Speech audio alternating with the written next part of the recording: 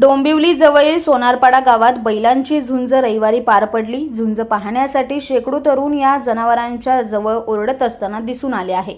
या अतिउत्साही प्रेक्षकांचा आणि बैलांच्या झुंजीचा व्हिडिओ आता व्हायरल झालाय। चक्क तमिळनाडूच्या जल्लीकट्टूला मागे टाकणारी स्पर्धा होती असे बोलले जात आहे। या स्पर्धेसाठी सुमारे 8 लाखांचे बक्षीस होते, तर लाखोंचा सट्टा लागला होता अशी आता चर्चा सुरू झाली। मानपाडा पोलीस ठाण्याच्या हद्दीतील सोनारपाडा गावात 2 बैलांची झुंज आयोजित करण्यात आली होती। या स्पर्धेत अंबरनाथ तालुक्यातील काकडवाल आणि कल्याणच्या सापाड गावच्या बैल सहभागी झाले होते।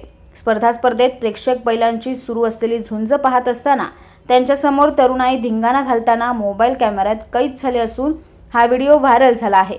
दरम्यान यापूर्वी सुद्धा अशा स्पर्धांमध्ये 2 गटात राडे आणि अपघात देखील झालेले आहेत।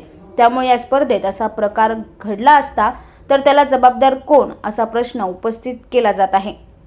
आता या संदर्भात मानपाडा पोलीस ठाण्यामध्ये गुन्हा दाखल करण्यात आला आहे।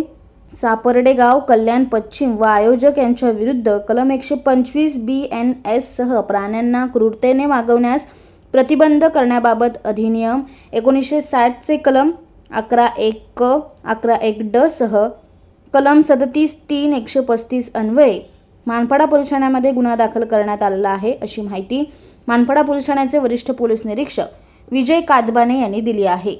मानपाडा पोलीस ठाणे हद्दीमध्ये काल बैलाच्या झुंजी झाल्याची माहिती आम्हाला मिळाली। त्या संदर्भात आम्ही आज अधिक चौकशी केली असता सोनारपाडा येथे सकाळी 7 ते 8च्या दरम्यान रोशन दळवी, गणेश साळवी आणि बारक्या मडवी या तिघांनी 2 बैलांच्या झुंजी घडून आणल्याचे निष्पन्न झाले।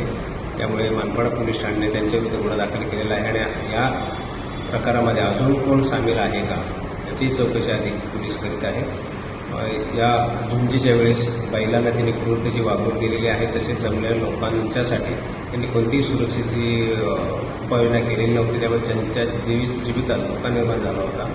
तर ह्या सर्वांचाच विचार करून त्यांच्यावर गुन्हा दाखल केलेला आहे। अधिक तपास चालू आहे।